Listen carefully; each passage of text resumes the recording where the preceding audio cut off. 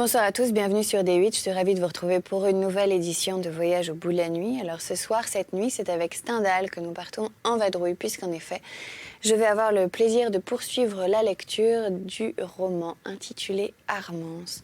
On nous raconte donc l'histoire d'Octave et d'Armance, fous amoureux. Pourtant, Octave ne peut pas assumer cet amour. Il vient de se battre en duel pour une raison un peu absurde à Paris, et il est donc blessé, même s'il a gagné le duel au bras et à la jambe, et il écrit une lettre avec son sang à Armance. C'est la lettre qui précède le chapitre 22. Ma chère cousine, je viens de recevoir 2 blessures qui peuvent me retenir à la maison 15 jours chacune. Comme vous êtes, après ma mère, ce que je révère le plus au monde, je vous fais ces lignes pour vous annoncer ce que dessus. Si je courais quelque danger, je vous le dirais. Vous m'avez accoutumé aux preuves de votre tendre amitié.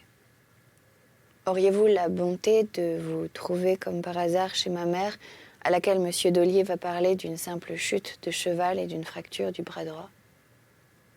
Savez-vous, ma chère Armance, que nous avons 2 os à la partie du bras qui joint la main? C'est un de ces os qui est cassé. Parmi les blessures qui retiennent un mois à la maison, c'est la plus simple que j'ai pu imaginer. Je ne sais si les convenances permettent que vous me voyiez pendant ma maladie. Je crains que non. J'ai envie de commettre une indiscrétion. À cause de mon petit escalier, on proposera peut-être de placer mon lit dans le salon qu'il faut traverser pour aller à la chambre de ma mère. Et j'accepterai. Je vous prie de brûler ma lettre à l'instant même. Je viens de m'évanouir. C'est l'effet naturel et nullement dangereux de l'hémorragie. Me voilà déjà dans les termes savants. Vous avez été ma dernière pensée en perdant connaissance et ma première en revenant à la vie. Si vous le trouvez convenable, venez à Paris avant ma mère. Le transport d'un blessé, quand il ne s'agirait que d'une simple entorse, a toujours quelque chose de sinistre qu'il faut lui épargner. Un de nos malheurs, cher Armand, c'est de n'avoir plus vos parents. Si je meurs par hasard, et contre toute apparence, vous serez séparés de qui vous aimez mieux qu'un père n'aime sa fille. Je prie Dieu qu'il vous accorde le bonheur dont vous êtes digne. C'est beaucoup, beaucoup dire. Octave. Postscriptum. Pardonnez des mots durs qui alors étaient nécessaires. L'idée de la mort était venue à Octave. Il fit chercher une seconde feuille de papier au milieu de laquelle il écrivit « Je lègue la propriété de tout ce que je possède maintenant à mademoiselle Armance de Zoïloff, ma cousine, comme un faible témoignage de ma reconnaissance pour les soins que je suis sûre qu'elle donnera à ma mère lorsque je ne serai plus. Fait à Clamart le 1820. Octave de Malivert. » Et il fit signer 2 témoins, la qualité de l'encre lui donnant quelques doutes sur la validité d'un tel acte. Chapitre 22. Comme les témoins achevaient de signer, il s'évanouit de nouveau.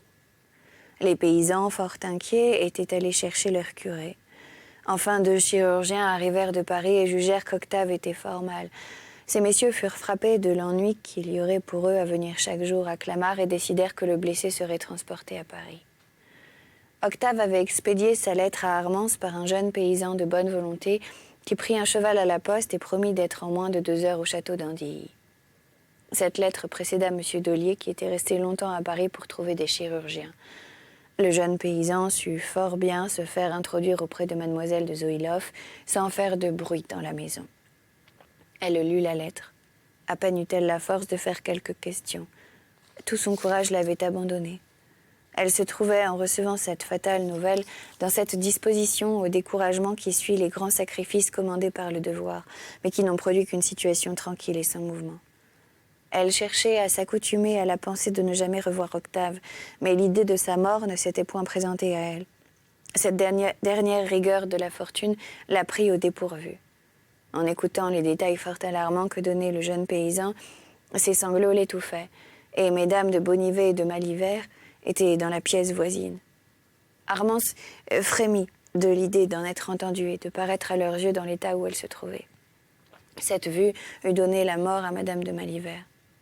Et plus tard, Madame de Bonnivet en eut fait une anecdote tragique et touchante, fort désagréable pour l'héroïne. Mademoiselle de Zoïloff ne pouvait dans aucun cas laisser voir à une mère malheureuse cette lettre écrite avec le sang de son fils. Elle s'arrêta à l'idée de venir à Paris et de se faire accompagner par une femme de chambre. Cette femme l'encouragea à prendre le jeune paysan avec elle dans la voiture. Je ne dirai rien des tristes détails qui lui furent répétés pendant ce voyage. On arriva dans la rue Saint-Dominique. Elle frémit en apercevant de loin la maison dans une chambre de laquelle Octave rendait peut-être le dernier soupir. Il se trouva qu'il n'était encore point arrivé. Armance n'eut plus de doute. Elle le crut mort dans la chaumière du paysan de Clamart. Son désespoir l'empêchait de donner les ordres les plus simples. Elle parvint enfin à dire qu'il fallait préparer un lit dans le salon. Les domestiques étonnés lui obéissaient sans la comprendre. Armance avait envoyé chercher une voiture et ne songeait qu'à trouver un prétexte qui lui permît d'aller à Clamart. Tout lui parut devoir céder à l'obligation de secourir Octave dans ses derniers moments s'il vivait encore. « Que me fait le monde de ses vains jugements ?» se disait-elle. « Je ne le ménageais que pour lui. Et d'ailleurs, si l'opinion est raisonnable, elle doit m'approuver. » Comme elle allait partir, à un grand bruit qui se fit de la porte cochère, elle comprit qu'Octave arrivait. La fatigue causée par le mouvement du voyage l'avait fait retomber dans un état d'insensibilité complète.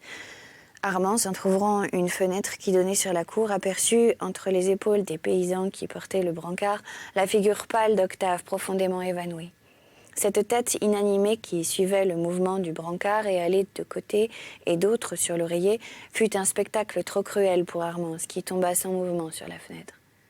Lorsque les chirurgiens, après avoir posé le premier appareil, vinrent lui rendre compte de l'état du blessé comme à la seule personne de la famille qui fût dans la maison, ils la trouvèrent silencieuse, les regardant fixement, ne pouvant répondre et dans un état qu'ils jugèrent voisin de la folie.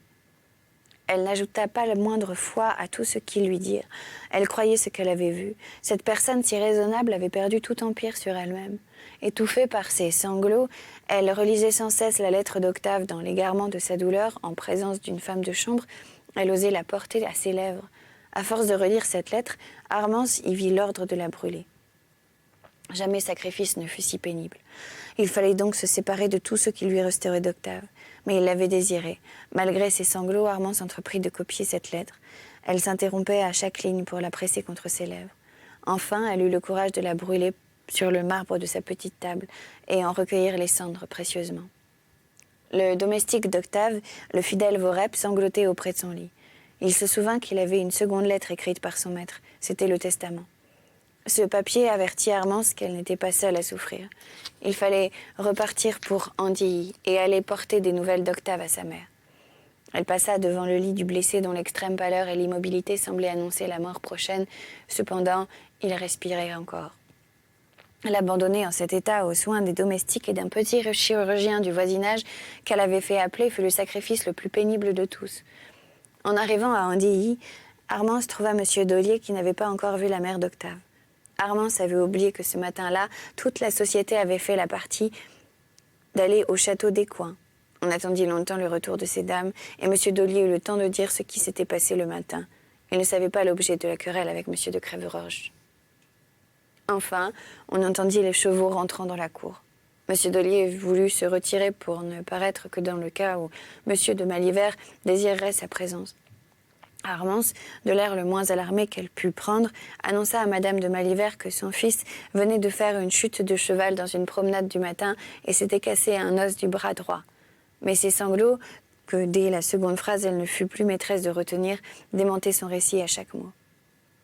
Il serait superflu de parler du désespoir de Madame de Malivert. Le pauvre marquis était atterré. Madame de Bonnivet, fort touchée elle-même et qui voulut absolument les suivre à Paris, ne pouvait lui rendre le moindre courage. Madame d'Aumale s'était échappée au premier mot de l'accident d'Octave et galopait sur la route de la barrière de Clichy. Elle arriva rue Saint-Dominique longtemps avant la famille, apprit toute la vérité du domestique d'Octave et disparut quand elle entendit la voiture de Madame de Malivert s'arrêter à la porte. Les chirurgiens avaient dit que dans l'état de faiblesse extrême où il se trouvait, toute émotion forte devait être soigneusement évitée. Madame de Malivert passa derrière le lit de son fils de manière à le voir sans en être aperçue. Elle se hâta de faire appeler son ami, le célèbre chirurgien Duquerel. Le premier jour, cet homme habile augura bien des blessures d'Octave. On espéra dans la maison. Pour Armance, elle avait été frappée dès le premier instant, et ne se fit jamais la moindre illusion. Octave, ne pouvant lui parler en présence de tant de témoins, une fois essaya de lui serrer la main. Le 5e jour, le tétanos parut. Dans un moment où un redoublement de fièvre lui donnait des forces, Octave pria fort sérieusement M. Duquerel de lui dire toute la vérité. Ce chirurgien, homme d'un vrai courage et plus d'une fois atteint lui-même sur les champs de bataille par la lance du cosaque, lui répondit « Monsieur, je ne vous cacherai pas qu'il y a du danger. Mais j'ai vu plus d'un blessé dans votre état résister au tétanos. » « Dans quelle proportion ?» reprit Octave. « Puisque vous voulez finir en homme, dit M. Duquerel, il y a 2 à parier contre 1 que dans 3 jours, vous ne souffrirez plus. Si vous avez à vous réconcilier avec le ciel, c'est le moment. » Octave resta pensif après cette déclaration, mais bientôt un sentiment de joie et un sourire très marqué succédèrent à ses réflexions. L'excellent Duquerel fut alarmé de cette joie qu'il prit pour un commencement de délire. Chapitre 23. Jusqu'à ce moment, Armance n'avait jamais vu son cousin qu'en présence de sa mère. Ce jour-là, après la sortie du chirurgien, Madame de Malivert crut apercevoir dans les yeux d'Octave une force inusitée et le désir de parler à mademoiselle de Zoïlov. Elle pria sa jeune parente de la remplacer un instant auprès de son fils pendant qu'elle irait écrire dans la pièce voisine un mot indispensable. Octave suivit sa mère des yeux. Dès qu'il ne la vit plus, « Chère Armance, dit-il, je vais mourir. Ce moment a quelques privilèges et vous ne vous offenserez pas de ce que je vais vous dire pour la première fois de ma vie. Je meurs comme j'ai vécu en vous aimant avec passion. Et la mort m'est douce parce qu'elle me permet de vous faire cet aveu. » Le saisissement d'Armance l'empêcha de répondre. Les larmes inondèrent ses yeux et, chose étrange, ces larmes étaient de bonheur. « L'amitié la plus dévouée et la plus tendre, lui dit-elle, enfin, attache ma destinée à la vôtre. » « J'entends, reprit Octave, je suis doublement heureux de mourir. Vous m'accordez votre amitié, mais votre cœur appartient à un autre, à cet homme heureux qui a reçu la promesse de votre main. » L'accent d'Octave était trop plein de malheur. Armance n'eut pas le courage de l'affliger en ce moment suprême. « Non, mon cher cousin, lui dit-elle, je ne puis avoir pour vous que de l'amitié, mais personne sur la terre ne m'est plus cher que vous ne l'êtes. Et le mariage dont vous m'aviez parlé, dit Octave. Je ne me suis permis dans toute ma vie que ce seul mensonge, et je vous supplie de me le pardonner. Je n'ai vu que ce moyen de résister à un projet qu'avait inspiré à Madame de Malivert l'excès de sa prévention pour moi. Jamais je ne serai sa fille, mais jamais je n'aimerai personne plus que je ne vous aime. C'est à vous, mon cousin, de voir si vous voulez de mon amitié à ce prix. Si je devais vivre, je serais heureux. J'ai encore une condition à faire, ajouta Armance. Pour que j'ose goûter sans contrainte le bonheur d'être parfaitement sincère avec vous, promettez-moi que si le ciel nous accorde votre guérison, jamais il ne sera question de mariage entre nous. Quelle étrange condition, dit Octave. Voudriez-vous encore me jurer que vous n'avez d'amour pour personne? Je vous jure, reprit Armance, les larmes aux yeux, que de ma vie je n'ai aimé qu'Octave et qu'il est bien loin ce que je chéris le plus au monde. Et qu'il est de bien loin ce que je chéris le plus au monde. Mais je ne puis avoir pour lui que de l'amitié, ajouta-t-elle, en rougissant beaucoup du mot qui venait de lui échapper. Et jamais je ne pourrai lui accorder ma confiance s'il ne me donne sa parole d'honneur que, quoi qu'il puisse arriver, de sa vie, il ne fera aucune démarche directe ou indirecte pour obtenir ma main. Je vous le jure, dit Octave, profondément étonné. Mais Armance me permettra-t-elle de lui parler de mon amour? Ce sera le nom que vous donnerez à notre amitié, dit Armance avec un regard enchanteur. Il n'y a que peu de jours, reprit Octave, que je sais que je vous aime. Ce n'est pas que, depuis bien longtemps, jamais 5 minutes avaient passé sans que le souvenir d'Armance ne vînt décider si je devais m'estimer heureux ou malheureux. Mais j'étais aveugle. Un instant après notre conversation dans le bois d'Andilly, une plaisanterie de Madame d'Aumale me prouva que je vous aimais. Cette nuit-là, j'éprouvais ce que le désespoir a de plus cruel. Je croyais devoir vous fuir. Je pris la résolution de vous oublier et de partir.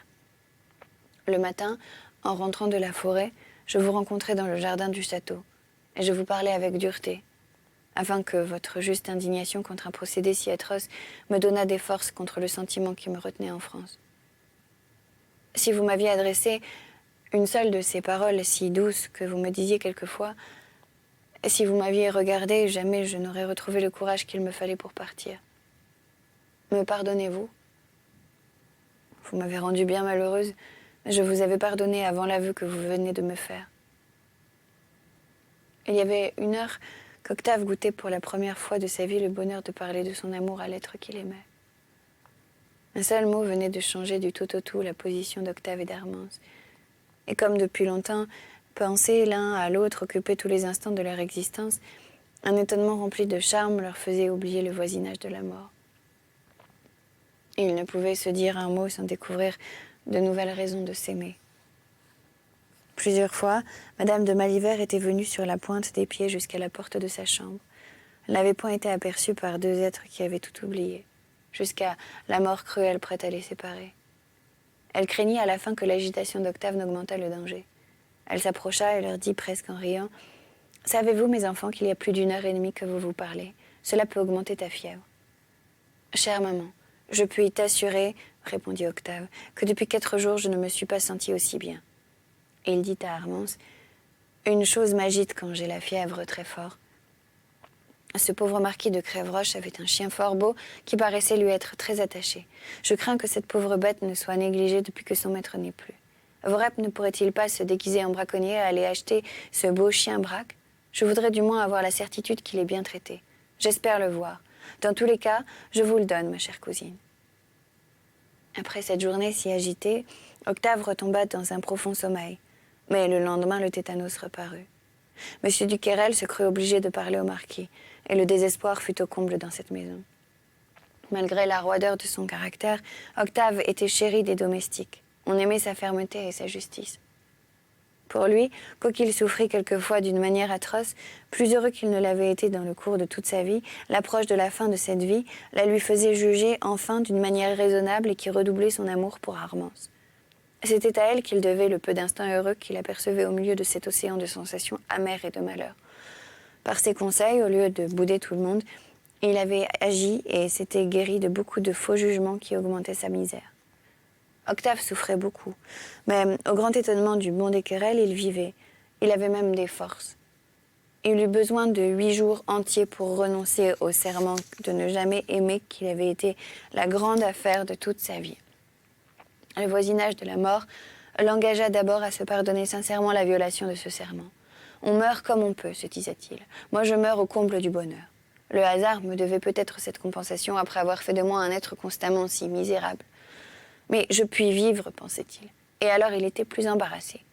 Enfin, il arriva à se dire que dans le cas peu probable où il survivrait à ses blessures, le manque de caractère consisterait à tenir ce vœu téméraire qu'il avait fait dans sa jeunesse, et non pas à le violer. Car enfin, ce serment ne fut fait que dans l'intérêt de mon bonheur et de mon honneur. Pourquoi, si je vis, ne pas continuer à goûter auprès d'Armance les douceurs de cette amitié si tendre qu'elle m'a jurée? Est-il en mon pouvoir de ne pas sentir l'amour passionné que j'ai pour elle? Octave était étonné de vivre.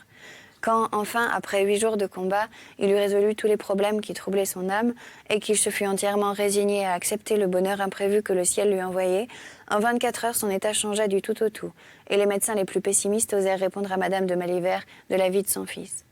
Peu après, la fièvre cessa et il tomba dans une extrême faiblesse. Il ne pouvait presque plus parler. À son retour à la vie, Octave fut saisi d'un long étonnement. Tout était changé pour lui. Il me semble, disait-il à Armance, qu'avant cet accident, j'étais fou. À chaque instant, je songeais à vous et j'avais l'art de tirer du malheur de cette idée charmante. Au lieu de conformer ma conduite aux événements que je rencontrais dans la vie, je m'étais fait une règle antérieure de toute expérience. Voilà de la mauvaise philosophie, disait Armance en riant. Voilà pourquoi ma tante voulait absolument vous convertir. Vous êtes vraiment fou par excès d'orgueil. Messieurs les gens sages, je ne sais pourquoi nous vous préférons, car vous n'êtes point gai.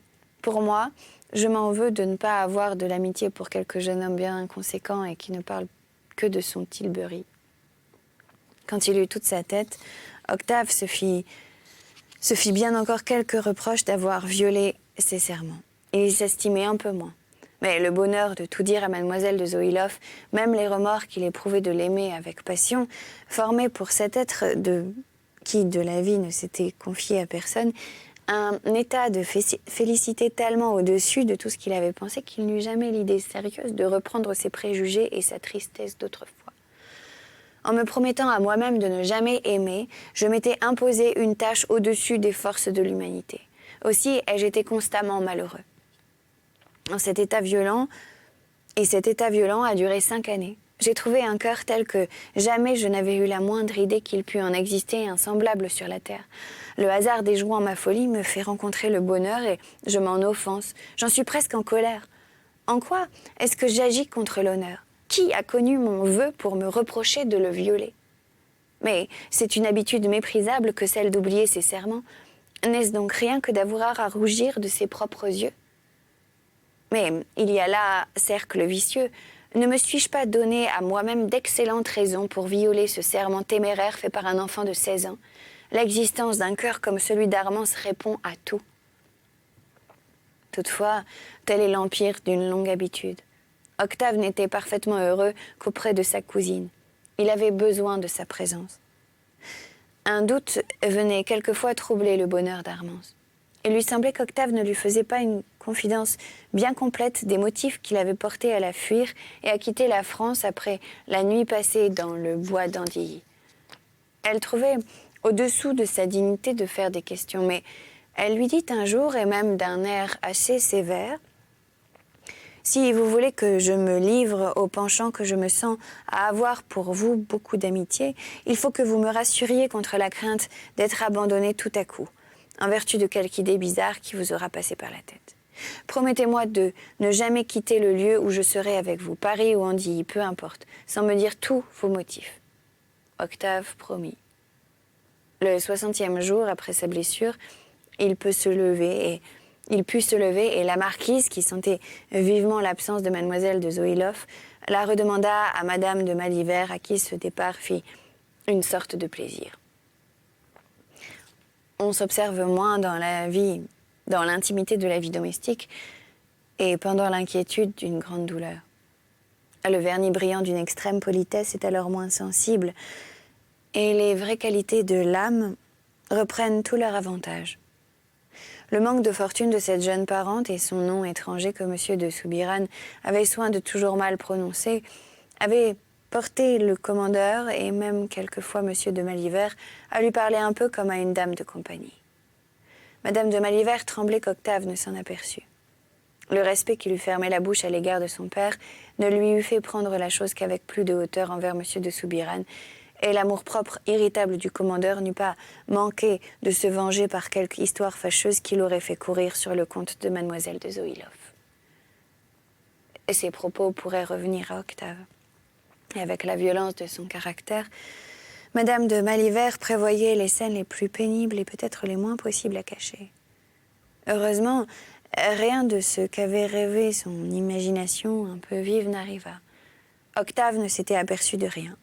Armance avait repris l'égalité envers M. de Soubirane par quelques épigrammes détournées sur la vivacité de la guerre que dans les derniers temps les chevaliers de Malte faisaient aux Turcs, tandis que les officiers russes, avec leurs noms peu connus dans l'histoire, prenaient Ismaïlov.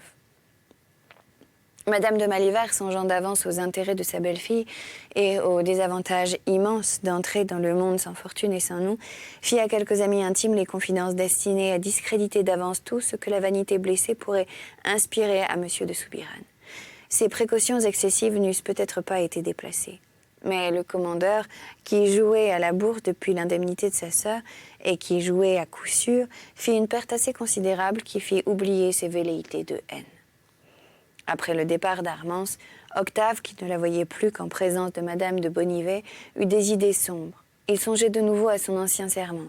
Comme sa blessure au bras le faisait souffrir constamment, et même quelquefois lui donnait la fièvre, les médecins proposèrent de l'envoyer aux eaux de Barège, mais M. Duquerel, qui savait ne pas traiter tous ses malades de la même manière, prétendit qu'un air un peu vif suffirait au rétablissement du malade, et lui ordonna de passer l'automne sur les coteaux d'Antilly. Ce lieu était cher à Octave. Dès le lendemain, il y fut établi, et ce n'est pas qu'il eut l'espoir d'y retrouver Hermance. Madame de Bonnivet parlait depuis longtemps d'un voyage au fond du Poitou.